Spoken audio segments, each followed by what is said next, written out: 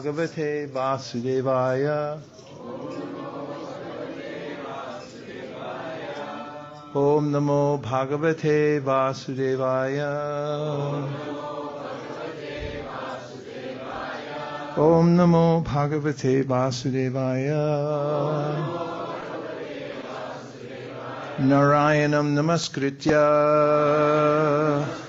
Naram Chaiva Narottamam Devim Sarasatim Vyasam Tato Jayam Udirayet.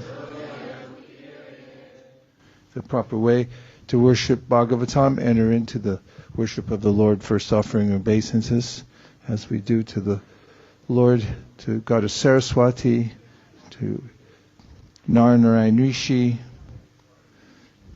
and to recognize as our very means of conquest. Tato Jayam Udirayet. Just by hearing the Srimad Bhagavatam, one can conquer birth, death, old age, disease, and more importantly, Premo Pumarto Mahan. One can reach the fifth goal of life beyond Dharma, Artha, Kama, Moksha, which is to attain love for Krishna.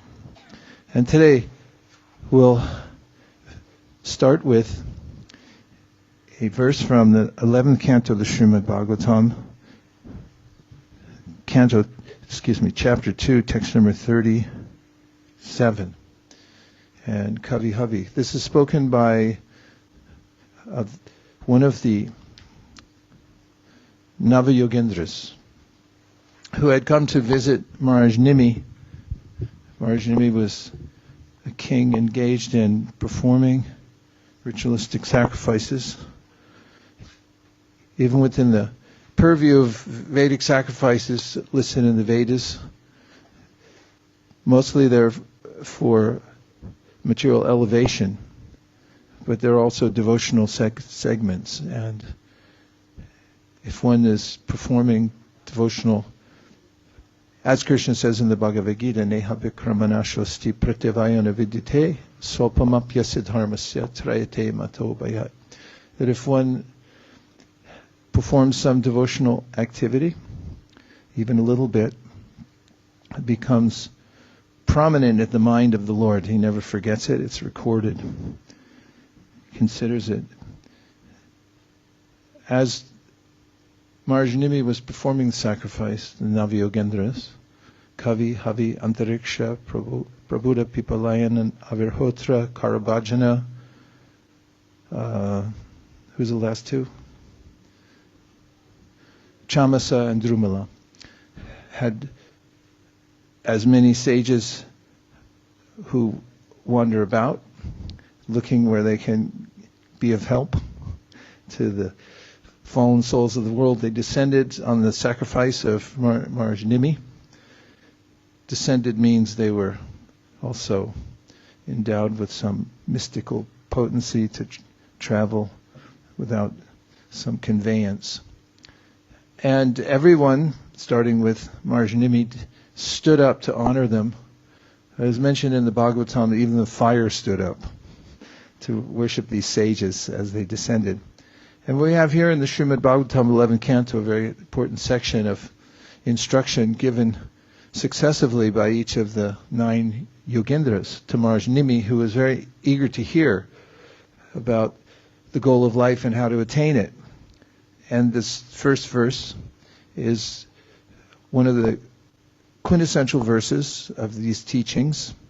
There are dozens, hundreds, thousands. It depends how deeply one wants to go into the teachings of the Nava-yogendras. This verse was often quoted by Srila Prabhupada, therefore you'll find it in your shloka is often quoted by Srila Prabhupada's book. So if you have it, or if you have a phone and you're not getting emails at this time and you'd like to look at the verse on your e-reader, please help yourself. It's 11:2:37. And the verse goes like this. Bhayam dvitiya binibeshita syad. Bhayam dvitiya binibeshita syad. So bhayam means fear. What does bhayam mean? Bhayam. Dutiya means something seeming to be other than the Lord. What does it mean? Do you notice anything amiss in this statement, or that could be challenged? Something separate from the Lord? There's a clue, seeming to be separate from the Lord. Dutiya. The word dvi, duo, it comes from dvi, means two, like in Dvija, twice born, lots of dvis, twos. What is the philosophical consideration of this seemingly? There appears to be something separate from the Lord. Yes? I have my interest and Krishna has his. I have my interest and Krishna has his, would be represent the thought process of somebody who sees two things. Anybody else want to give a sutra? Prabhu? Sutra. Yeah, it refers to duality. What's wrong with duality? Anybody want to say?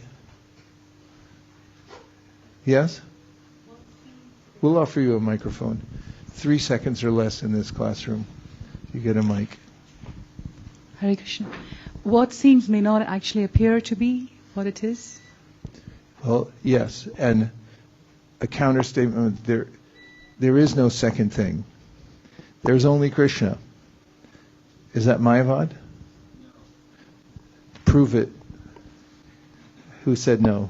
Give a Shastra, give some pramans from Shastra that there's only one, but how is it that we're all here? We're individuals. Yes, you want to say? Okay. Nityo nityanam chaitana shritananam. I don't remember the rest of the verse, but there eko bahunam yo vididati kaman. That there's one supreme eternal which is maintaining the infinitesimal other eternals. And there's other verses as well where Krishna, it's described Krishna is expanding out complete units, although he remains a complete whole. Very nice. You're like gushing Shastra from every direction. Prabhu, you had a point you'd like to add? Same? Yeah, and another verse we could quote from the Srimad Bhagavatam in the first canto, second chapter, is Vedanti tattvavidas tattvam yajnanam advayam brahmeti paramatmeti. That the Supreme Absolute Truth is a dvaya gyan tattva. It's one thing. But he appears in the variety of Brahman, Paramatma, and Bhagavan, although he's one. So, and even more to the point, as we find in what is called the Chatur Shloki Bhagavatam. Does anybody know what that means? Chatur Shloki Bhagavatam. What does it mean? The 4 verses. Yeah. 4 verses from which all the other verses expand in the Bhagavatam. Chatur Shloki means the 4 verses, like sometimes called the nutshell verses. Are there 4 in the Bhagavad Gita? Yes. Yeah. There are 4 nutshell verses in the Bhagavad Gita also. And one of the verses in the Bhagavatam says, this is Krishna speaking to Brahma, Rateratam ya pratyeta na pratyeta chatmani tadvidyada manomayam yatabaso yatatamaha. And that is that whatever you see, Brahma, that appears to be, seems to be separate from me, is actually illusory, because there is nothing separate from me. If you see it as separate, then it's Maya. That means that which is not. Because everything's connected to Krishna. So this will be relevant in this verse. And since I'm already going into discussion and so forth, I first offer my respectful obeisances to His Divine Grace A.C. Bhaktivedanta Swami Prabhupada, to all the previous acharyas, and to all the assembled Vaishnavas. Vanchakalpadribhishcha, kripa sindhave-evacha, patitanam pavanebhyo vaishnavebhyo namo namaha. And just as a reality check, how much time do we get for this class? Does anybody know? Till 8:30. Okay. Okay. Next verse. Next word is Vaiśeṣika. Please repeat. It means because of absorption, to be absorbed in something. Because of absorption. Syat. Syat, it will arise. So the first line of the verse we have Bhayam Dvitiya Vaiśeṣika Syat. So Bhayam Syat. You can put those two words together. Bhayam means, Syat means, it will arise. So Bhayam Syat. And how will fear arise in our lives?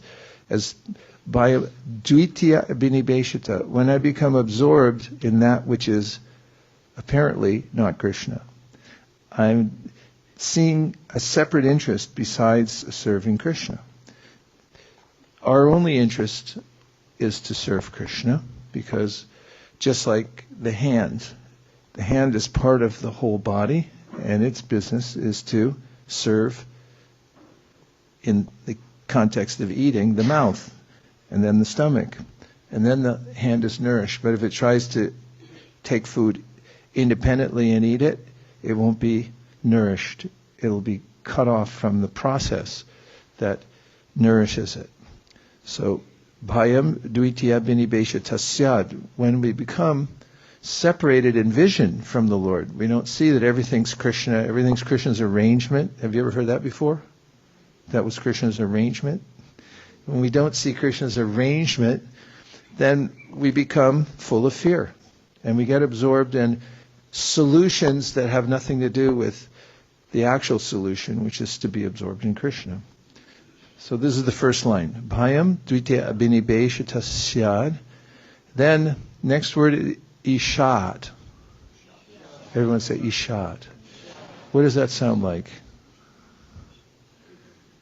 Sounds like Isha Upanishad. Who's Isha? He's the supreme controller, Isha. Okay? And in the Sri Upanishad, we have the verse, Isha vasyamidam sarvam yat kincha jagatyam jagat tena tyaktena bunjita magrata kasasudanam. Everything animate or inanimate within the universe is controlled and owned by the Lord. One should therefore accept only those things necessary for oneself, which are set aside as one's quota, and one should not accept other things, knowing well to whom they belong. This is, Isha owns everything and controls everything, and we don't. Is that good? Did we solve all our problems?